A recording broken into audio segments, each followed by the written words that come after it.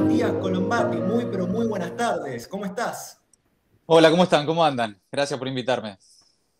Gracias a vos por No, venir. gracias a vos por sobre todas las cosas de haber venido a participar en el espacio. Estamos muy contentos de poder recibirte y hoy vamos a charlar de todo, pero se lo dejo acá a Sofi y a Fran que te van a dar los primeros temas. ¿Qué tenemos para preguntarle a Mati? Sin matarlo, porque él nos decía en la previa que estemos como lo más livianito posible, pero vamos Sí, a hablar de sí. todo. No me comprometan, chicos. Para Bueno, arrancar y para... ¿Querés sí. arrancar? Bueno, arranco yo, Sofi. Dale, arranca. No, que hoy lo estuvimos escuchando a Mati en Maldita Suerte y me gustó mucho, en especial una sección que tienen de los lunes, lunes de terapia. Para romper el hielo podríamos preguntarle si tiene alguna terapia para hacer, Mati, ahora. Si tiene algo Sí, para descargarse, algo que haya pasado, los auriculares, nos comentaba recién. sí, sí. No, resulta que a mí todo lo que es reuniones en casa, como estoy ahora, tengo una logística familiar que a veces me lleva algunos contratiempos y dónde dejaron el trípode y dónde están los auriculares y esas cosas que el piberío siempre agarra para jugar. Bueno, no aparece cuando más lo necesitas, como todo, ¿viste? Cada vez que necesitas algo, cuando hay pibes en una casa, aunque no es únicamente responsabilidad de ellos, sino también mía, está claro, eh, y en el momento exacto, ¿no? Lo necesitaba hace 5 minutos y no está ahí dando vuelta a la casa para encontrar. Así que un poco la catarsis sí, de este lunes y de este momento es no toquen las cosas del laburo, básicamente. Sí, eso. Totalmente. Sofi. Bueno, yo te quería preguntar en torno a que hagas más que nada un análisis político, ¿no? Me gustaría hablar de esa parte tuya que tenés como analista político. ¿Cómo ves la conformación del nuevo gabinete y el hecho de que no haya mujeres en el mismo? Bueno, es uno de los aspectos que en los últimos días más inquietó a un sector del Frente de Todos, ¿no? Hay una militancia feminista y hay un sector del Frente de Todos, de funcionarias incluso, que es mujeres gobernando, eh, a las que más que ruido ya es algo que las preocupa genuinamente, lógico, y razonablemente, ¿no? Tenemos un gabinete con muy pocas mujeres, eh, como también era un gabinete, y en parte lo sigue siendo, pero también era un gabinete con muy pocos funcionarios de procedencias de las provincias, ¿no? Como tampoco hay funcionarios que provengan de los sectores populares, a los que el Frente de Todos también se supone no representa, más, menos, mejor, peor, según el caso, pero que representa. Por lo tanto, creo que el de las mujeres es uno apenas de los Todos sectores los... Sí. subrepresentados Ujú. en un gobierno, ¿no? Era, por lo menos hasta la semana pasada, un gabinete que ya tenía pocas mujeres y que tenía solamente dos ministros del Interior. Yo soy del Interior, entonces a mí esas cosas, no por una cuestión de federalismo y de patriotismo, una cosa, sino que creo que falten mujeres, que falten personas del interior, que falten funcionarios que tengan militancia en los sectores populares, en los barrios, le quita matices a una reunión de gabinete. Vos te reunís y son todos chabones, clase media alta del AMBA. Y bueno, las miradas, no necesariamente tampoco llenar de mujeres un gabinete te hace un gabinete feminista, ni tampoco llenar de hombres del interior o mujeres del interior un gabinete te hace un gabinete federal, ¿no? Pero sí aporta miradas, aporta matices. Y especialmente el de los sectores populares y el de los feminismos, además, en los últimos años fueron para mí los fenómenos más interesantes de Ujú. renovación política, de impulso de ideas, de generación de debates. Y creo que son dos sectores, te agregaría, no solo el de las mujeres, sino el de los sectores populares, poco representados en cargos, en cargos de gestión. Sí, después los tenés mejor representados, incluso hasta por una obligación legal, en el Congreso, en segundas, terceras líneas. Hay muy buenas funcionarias mujeres y muy buenos funcionarios y funcionarias que provienen de los sectores populares en las segundas y terceras líneas del gobierno, que atienden esos reclamos que en parte sufrieron o les atravesó su experiencia personal y por lo tanto le pueden aportar a la gestión eso, los matices necesarios, ¿no? Excelente. Bien, Hablando no, sobre... muy importante lo que... Perdón, sí, Francisco. No, dale vos, Lauti, no hay problema, dale vos. Bueno, yo le quería preguntar, ¿no? Porque obviamente la reestructuración del gabinete surge a raíz del resultado en las PASO, ¿no? En donde el Frente de Todos sufrió una derrota bastante sorpresiva, ¿no?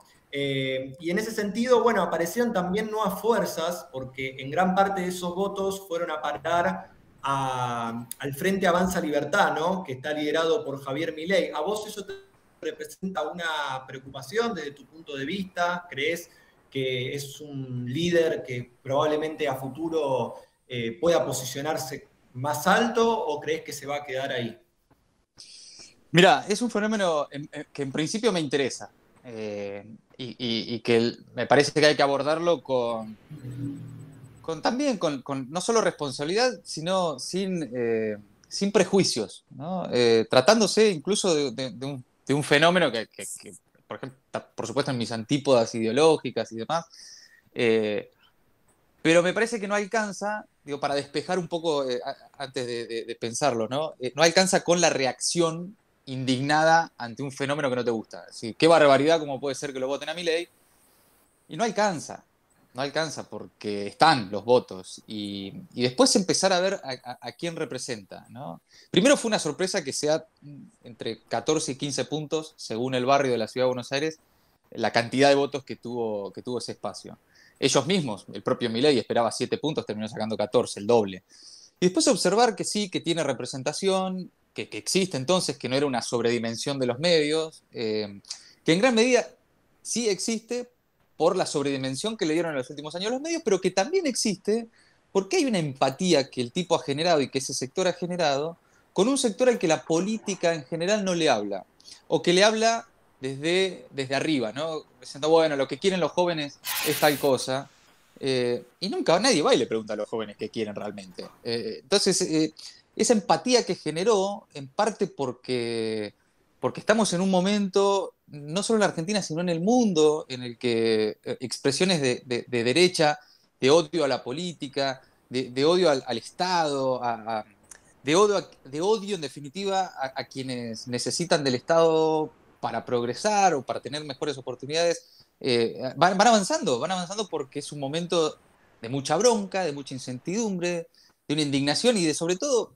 perspectivas, ¿no?, hacia el futuro que tampoco son demasiado alentadoras. Entonces, un tipo que grita, que se enoja, que putea a la casta política, como él llama, aunque proviene de ese sector y, bueno, y sus antecedentes, o por lo menos su experiencia laboral, tampoco lo aleja demasiado de la relación de ciertos empresarios con el Estado. Entonces, bueno, más allá de esa hipocresía, logra conectar con sectores que no están siendo escuchados, o que creen que no están siendo escuchados o que no tienen hoy representación en los canales tradicionales de la política. Por lo tanto, el fenómeno de Milei yo lo observaría no solo eh, por una representación que de todas maneras hay que ver, no es exclusiva de ese sector, en los jóvenes, porque también el Frente Izquierda creció y también tiene representación en los jóvenes, porque también el Frente de Todos tiene representación en los jóvenes, pero sí observar que es un discurso que también tiene aceptación en sectores populares, en los barrios del sur de la ciudad,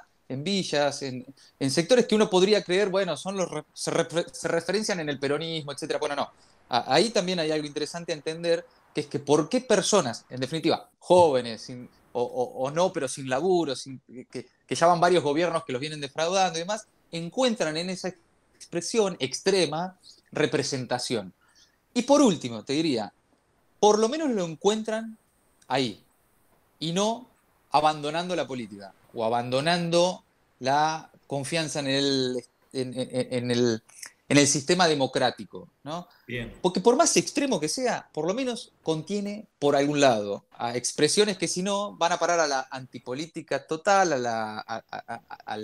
la famosa apatía, que es alejarse de creer que el Estado te puede solucionar algún problema o que la política te puede solucionar algún problema, y eso sí creo va generando luego una escalada más peligrosa que hemos visto en otros países, lleva a situaciones más complejas para la convivencia. Bien. Bueno, mientras Matías iba hablando, a mí se me vienen muchas cosas a la cabeza. Es como que estás diciendo un montón de cosas que son muy relevantes. Primero, rescatar lo que vos mencionabas, de que a Milei le sorprendió el porcentaje que sacó en las PASO. Porque, como vos decías, se estimaba un 7% y terminó siendo un 14%. Yo estuve presente en el Hotel Grand View haciendo cobertura de lo que fue ese cierre que no fue en un búnker, sino que fue en un hotel, una posición estratégica que no permitió la convocatoria que suele tener el liberalismo, ¿no? en cada uno de sus actos. Y Javier Milei, mirá, se puso a llorar cuando salió a hablar en público frente a sus seguidores. Claro, no la podía creer. No lo podía creer. Sí, además la emocionalidad es parte de su discurso, es parte de su porte. Sí. Sí. Y por otro lado, lo que yo pienso es que las ideas de Javier Milei no sé si son aplicables en un contexto en el que nos encontramos ahora. Está bueno que siempre a la hora de votar podamos hacer esa distinción, y esto es algo en lo que recalcamos mucho, de qué implica un estado de bienestar y qué implica un estado neoliberal. Y repasar a lo largo de la historia cuáles fueron los distintos gobiernos a los que fue atravesando nuestro país. Entonces, uno tiene que tener en cuenta que en los últimos 100 años tuvimos que atravesar gobiernos radicales conservadores, dictaduras, que no nos permitieron de alguna forma insertarnos en alguna de las carreras que hay ahora, como por ejemplo la cuarta revolución industrial, que nosotros podemos mencionar que tenemos un montón de fuertes, como la carrera espacial, como por ejemplo el litio, y las energías renovables. Entonces, tenemos que demostrar un poco el potencial que tenemos como país, pero también tenemos que decidirnos qué tipo de proyecto queremos, hacia dónde queremos apuntar, y sostenerlo a lo largo del tiempo para que de alguna forma se puedan ver efectos a largo plazo y que de alguna manera se vea un cambio, porque si no, estamos todo el tiempo cambiando de paradigma. Cada 4 años se elige un gobierno distinto. Es muy difícil darle continuidad. Y más en lo económico, ¿o no, Mati? Sí, mira, yo te agregaría a eso que venís diciendo 2 factores más. Uno es que Milei, y si se quiere también podés sumar a Spert y Carolina Píparo en la provincia de Buenos Aires, no dejan de ser fenómenos porteños, por ahora al menos, ¿no? Yo no conozco candidatos con la expresión de Milei en otras partes del país. No me parece un dato menor, teniendo en cuenta que la política argentina o la discusión pública sobre la política argentina está muy porteñizada. Se debaten los temas del AMBA, y eso también es parte de una herencia de la pandemia, como si fuera un fenómeno nacional. Entonces, de repente, Milei, son las ideas de Milei, y mira, bueno, por ahora, hasta donde yo sé, el 15% de los porteños. ¿Hasta dónde se expande eso en el resto del territorio nacional? Veremos si en algún momento se somete a, qué sé yo, dentro de 2 años una candidatura a presidente. Veremos. Es que a Spert no le fue igual. Bueno, por eso. ¿Ves? Cuando vos ves funcionar a nivel nacional las ideas de Spert, Gómez Centurión, lo que pasó en la elección que ganó Alberto Fernández, ves lo que es. No es una gran representación nacional. Eso primero para ubicar también en términos de territorialidad lo que está pasando con Milei. Y segundo, yo no sé si las ideas de Milei son aplicables o no. Creo que no.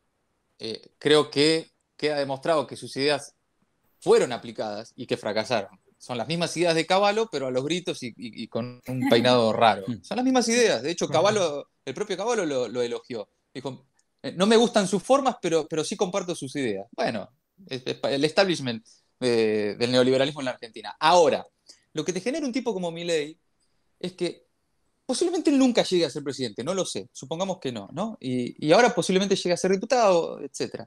Ahora, por ahí no es él el que va a aplicar sus ideas y esas cosas que está gritando, pero sí te genera en el debate público un corrimiento a la derecha, te genera un vacío a la derecha, una especie de agujero negro que el resto de las fuerzas políticas, especialmente Juntos, busca llenar. Entonces radicaliza su discurso y lo tenés 3 días antes de la elección a la reta diciendo hay que eliminar las indemnizaciones. ¿Por qué? En parte porque tiene que ocupar ese espacio, porque se le están yendo 15 puntos nada menos en la Ciudad de Buenos Aires hacia ese lado.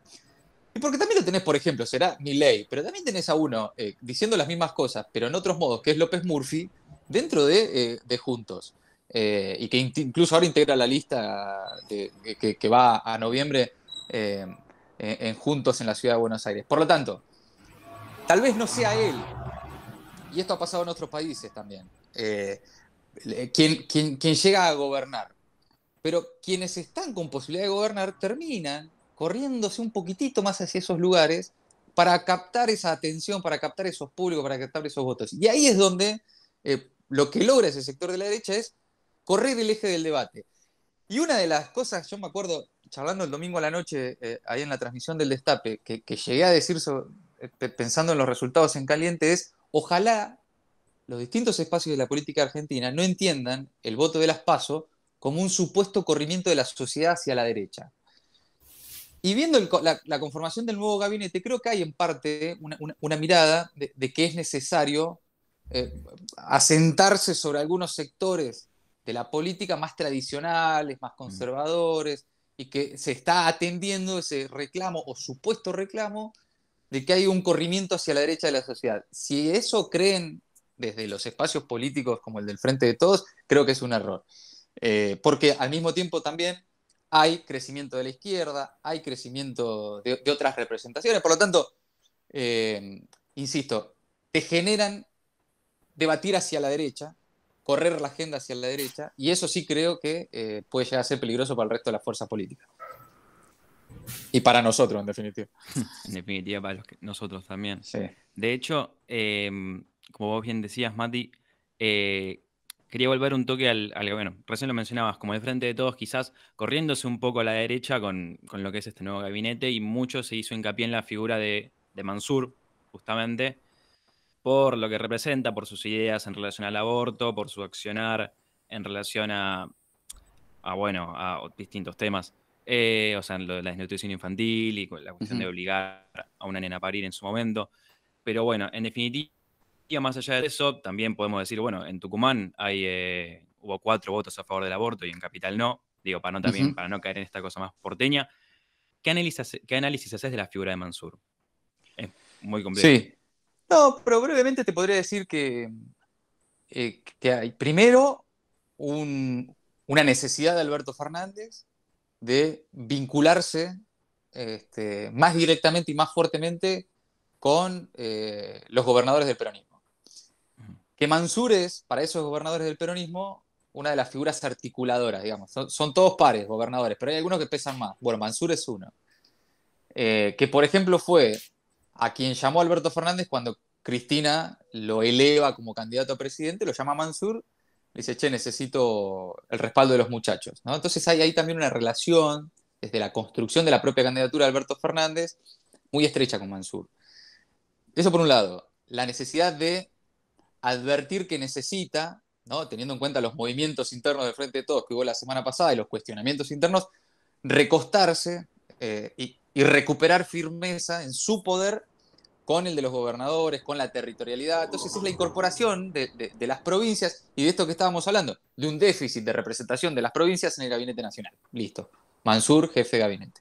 Es también no solo una persona del interior, sino una persona no estoy haciendo un juicio de valor, de vínculos muy estrechos, muy dinámicos y muy aceitados con empresarios muy importantes de la Argentina, con el poder económico, con el establishment, ¿no? Claro. Algunos muy conocidos, especialmente los laboratorios, pero otros también, ¿no? Y en un momento en el que tal vez el gobierno o algún sector del gobierno consideró que el resultado de las PASO fue también un debilitamiento en la correlación de fuerzas con la oposición y con un sector de poder económico al que representa esa oposición, dijo, bueno, necesito los míos dentro de esa disputa.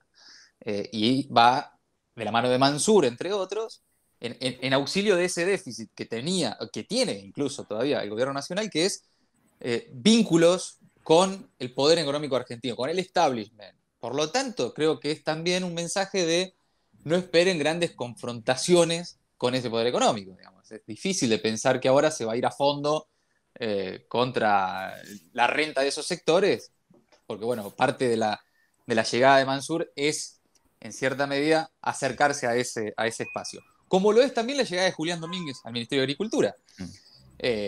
Mayor diálogo, y cuando es mayor diálogo y es mayor acercamiento, es por lo tanto menor conflictividad con el sector agroexportador argentino, con el agro. la famosa mesa de enlace, o lo que algunos dicen el campo, así abiertamente, es también un acercamiento a esos sectores. Por lo tanto, no cerraría solo en la figura de Mansur. La llegada también de Aníbal Fernández, con otro tipo de relación con las fuerzas de seguridad, con otros antecedentes en el manejo de las fuerzas de seguridad, es decir, loco, necesito figuras de peso propio, con conexiones que me exceden, que pueden llevar la relación de mi gobierno hacia sectores a los que hoy no estoy llegando. Y con los que no necesito, o no debo, o no quiero, o lo que sea, ponerlo en la palabra en los términos que sea, escalar un conflicto porque la situación social es muy delicada. Y cuando la situación social es tan delicada, es cuestión de que algún sector del poder económico y demás se empiece a organizar, y cuando querés acordar tenés un conflicto político. Entonces, ante esa debilidad, bueno, recostarse sobre no solo la Liga de los Gobernadores, que suena divino, sino lo que esos vínculos ofrecen, ¿no? Me parece que va un poco por ahí no estoy haciendo, insisto, un juicio de valor, no digo si está bien o está mal, digo, me parece Claro, que sí, es sí. la herramienta que tuvo a mano Alberto Fernández, no solo ante la derrota electoral, sino también hacia el cuestionamiento muy, muy fuerte, internamente, especialmente de Cristina y de los sectores que ella representa. Claro. Sofía. Bien, yo quiero correr un poco el debate hacia el periodismo por sí mismo. Y tengo una pregunta para vos, Mati, que está relacionada con el gran fenómeno de los streamers, ¿no? Y de estas formas de hacer periodismo por no periodistas. ¿De qué nos hablan? ¿Los medios tradicionales están en crisis? ¿Están coexistiendo con estas formas? ¿Cuál va a ser el futuro del periodismo en términos de formato para vos? Mira, en principio que lo que está en crisis hace tiempo, hace largos años en la Argentina y en el mundo, es el formato tradicional de subsistencia de los medios de comunicación. Por lo tanto, eso pone en crisis y puso en crisis las herramientas que esos medios de comunicación tienen para sobrevivir. Es en ese sentido que la radicalización de sus discursos apunta a, como en redes sociales, llegar a determinados públicos, ¿no? Entonces, la necesidad de subsistir te lleva a buscar públicos fieles. Buscar públicos fieles hoy en los medios de comunicación, en un país sumamente politizado y discutido y sobreanalizado como la Argentina, es tomar posicionamiento político o ideológico. Fenómeno, no está mal, lo hacen todos los medios del mundo. Ahora, sobre esas diferencias políticas se han montado relatos absolutamente no distintos, que ven, no, absolutamente irreconciliables. Son países diferentes. Vos mirás C5N y mirás La Nación Más, son países distintos, no distintas miradas de ver un país. Y eso es muy curioso. ¿Por qué? Porque le están hablando a un público de lo que hoy se llama sesgo de confirmación. Le dicen a esos sectores lo que necesitan esos sectores escuchar para alimentar un discurso que es de supervivencia comercial, además de supervivencia o de, si se quiere, qué sé yo, disputas políticas, ideológicas, si Macri compró La Nación Más o lo que sea. Más allá de eso, hay, creo, especialmente una necesidad de sobrevivir. ¿Cómo sobrevivís? Y bueno, no puedo hacer que me vean todos, voy a hacer que estos no solo me vean, sino que sean fanáticos y que me sigan y que paguen por eso y que no puedan ver otra cosa y que el día que vean otra cosa quieran aniquilar esa otra cosa. Bueno, entonces se va generando ahí una cosa bastante irreconciliable. Es en ese sentido que los medios de comunicación, como un sector de la política, dejó de escuchar a la sociedad. Y se puso en un lugar de, mira, yo te voy a decir cómo es la cosa. Y yo te voy a explicar qué es lo que vos tenés que pensar. Y quédate acá que lo que yo te estoy diciendo es lo que vos necesitas. Bueno, llegó un punto que vos mirás hoy los ratings de televisión y cuando sacan 4,5 puntos, festejan. El puñito de Diego Leuco. Por ejemplo, lo que antes eran 20 puntos, hoy son 4. Entonces eso te indica que se dejó de mirar televisión como se miraba antes. Y esos públicos hoy son más dispersos. Ante esa dispersión y la posibilidad de elegir consumos culturales, informativos, más a la carta, de lo que se llama on demand o como quieran, diversificó la oferta. Ahora, esa ilusión democrática de la comunicación, yo todavía quiero ver hacia dónde va. Es sí un camino irreversible, sí, es la aparición de nuevas voces, de nuevos protagonistas, que pone muy nervioso al establishment de los medios de comunicación, ¿no? Gustavo López no puede creer quién es Ibai, Luis Majul no puede creer quién es Pedro Rosenblatt, que va a Olivos a entrevistar al presidente. No lo pueden creer porque no lo ven, está fuera de su concepción, de su mundo. Ahora, también es cierto que no van a ser, no todos van a lograr sobrevivir para vivir de eso. La cruda realidad del capitalismo y de la vida en la que vivimos, digamos. ¿Cómo monetizan eso? ¿Cómo un streamer, sí, canjes, le pagarán, sí, pero no todos? ¿Nosotros cuántos conocemos? Decime de memoria, 5 muy, muy buenos, muy conocidos, 10, 15. Bueno, es la misma cantidad de medios de comunicación que hay en la Argentina. Por lo tanto, sí hay más ofertas, sí se democratiza, los banco muchísimo, los miro, los consumo, los escucho y los leo. Me parece que estamos en esa famosa etapa en la que lo viejo no termina de morir, lo nuevo no termina de nacer, esa vieja frase. Bueno, es un poco esto. Y definitivamente van a convivir un largo tiempo.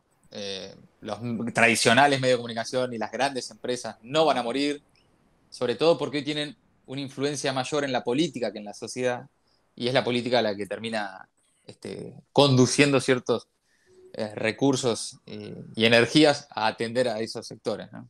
Por lo tanto, van a sobrevivir hoy todos. Vamos a ver con el tiempo cómo se da esa convivencia. Mati, ¿y quién es tu streamer youtuber favorito? Vos te sentás, es una pregunta muy personal, ¿no? Pero te sentás, termino el programa en el Destape y me pongo en la tele. Y no, Pedro Rosenblatt, ¿qué te voy a decir? Si te digo otra cosa, mañana me mata. No, sí. No, bueno, mira, últimamente, por cierto, también, ya que me preguntás por mí, yo ya cada vez consumo menos intensidad política, ¿no? De hecho, dejé Twitter y trato de seleccionar muy cuidadosamente por mi salud mental los que me aportan algo. Trato de ver de qué se trata todo, ¿no? Entonces, ¿quién es Coscu? Bueno, voy, miro Coscu. Bueno, a ver este Ibai cuando salí, a ver quién es este Ibai. Bueno, todas esas cosas, los que van apareciendo, no soy yo el que los descubre claramente, sino que tengo Pedro o amigos más pibes que me dicen, che, lo viste a tal, entonces voy y miro. Pero más que nada para saber de qué se trata. No consumo a nadie, a ningún medio, ni a nada. Fanáticamente, ni ya pongo demasiadas expectativas en nadie, digamos. Es como que, ok, cada uno hagan lo que puedan, intenten sostener lo que puedan, sus convicciones, sus ideas y demás. Pero ya estoy en una etapa en la que más o menos yo ya creo en algunas cosas, muy poquitas. Las otras están todas en duda, no sé muy bien qué va a pasar, no sé, no tengo certezas, tengo cada vez más preguntas. Y trato de divertirme. Entonces, en algunos, si tengo que elegir uno, lo elijo a mi amigo Pedro Rosenblatt, que además es un pibe que conozco y que es genuino, que es divertido y que tiene una convicción política y que no es ningún boludo, básicamente.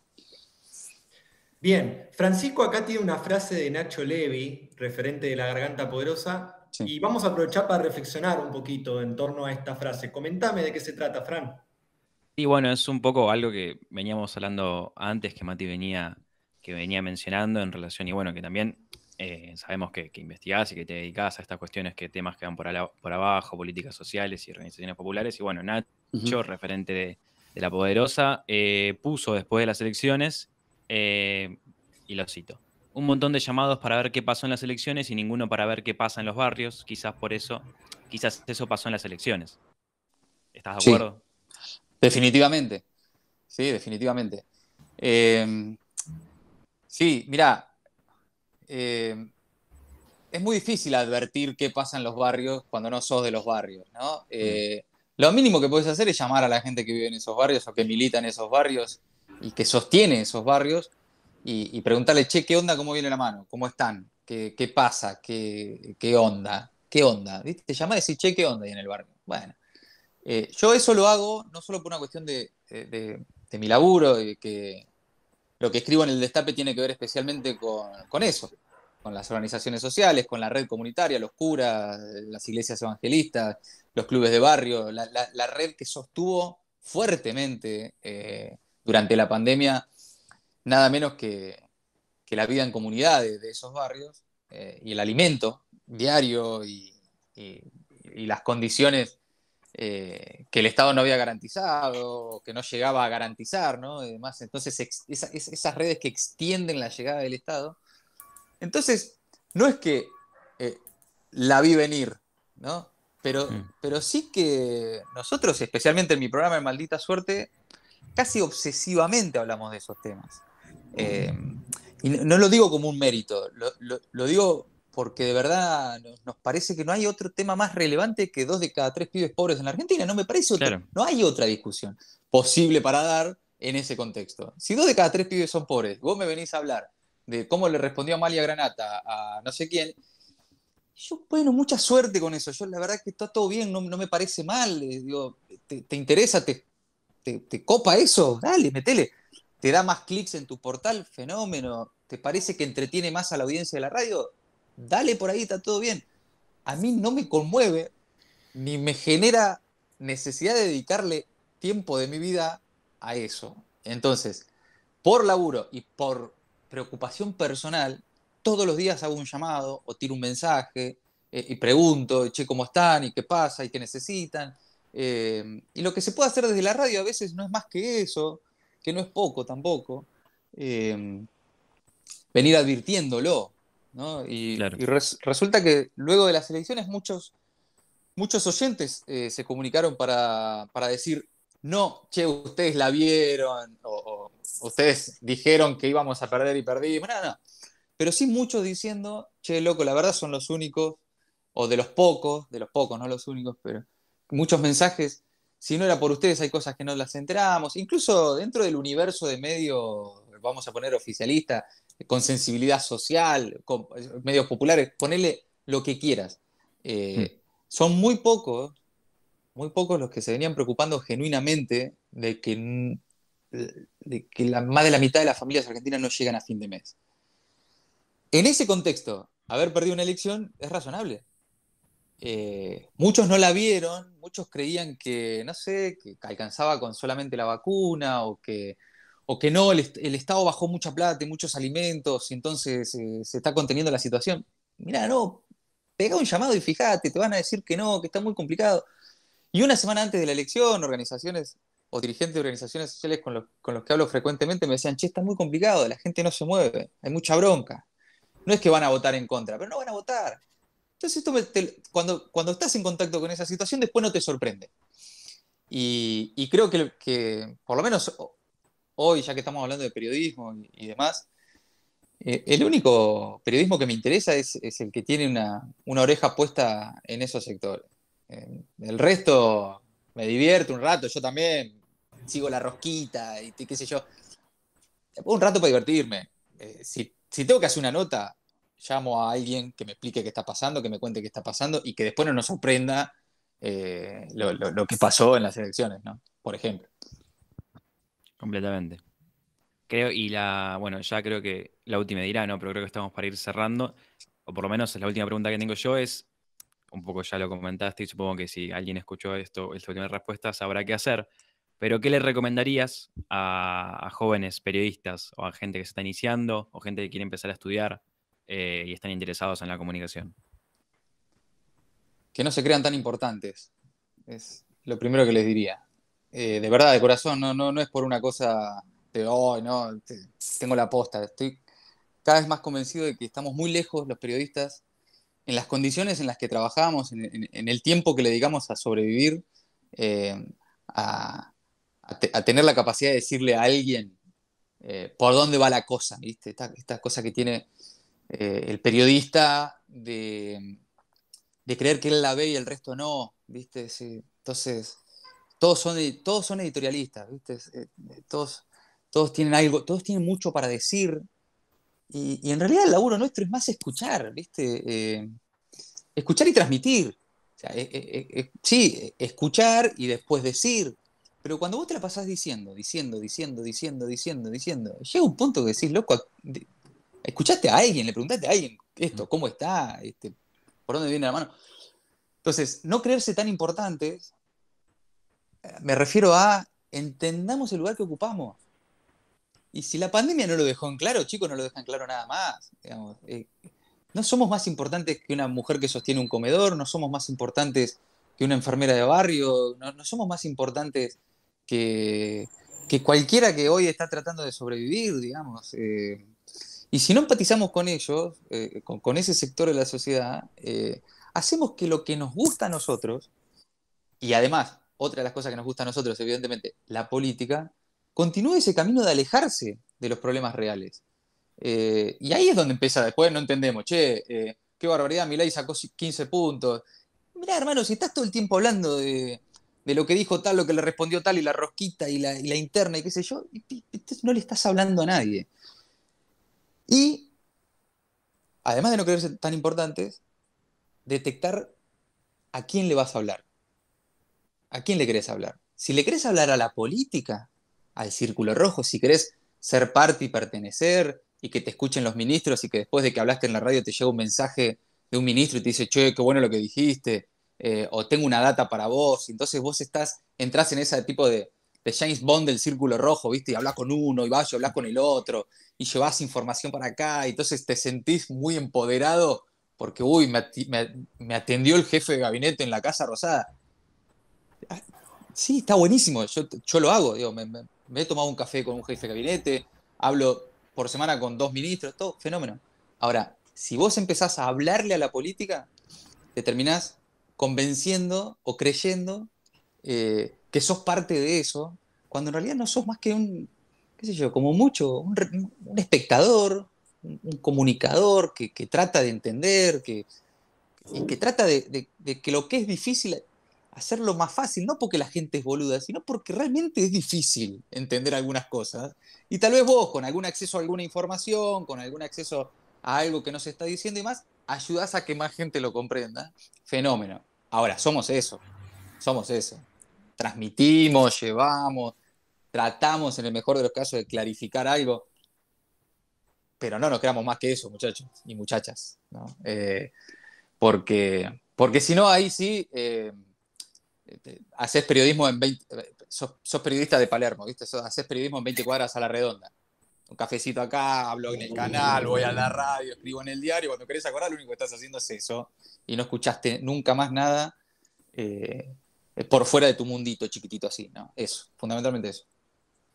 Bien, Mati, muy importante lo que decías, ¿no? El poder también escuchar distintos puntos de vista, tratar de no repetir discursos, que eso es lo que nos estamos encontrando ahora, que a veces repetimos, yo voy a poner los dos lados, pero a veces repetimos discursos que se pueden llegar a decir en TN o en C5N y no formamos nuestro criterio propio. Obviamente la persona que escucha medios de comunicación y se quiere informar, le va a depositar la confianza al comunicador que va a ser quien va a ir en búsqueda de esas fuentes oficiales. Pero ¿qué pasa? Nos estamos encontrando con que constantemente se modifica un punto, una coma o una palabra y automáticamente transformamos el sentido de lo que decimos. Por eso tenemos esa responsabilidad y más todavía en este contexto de pandemia que se puso en evidencia la cantidad de desinformación que fue circulando a través de las redes sociales y la televisión y la radio, por supuesto, también.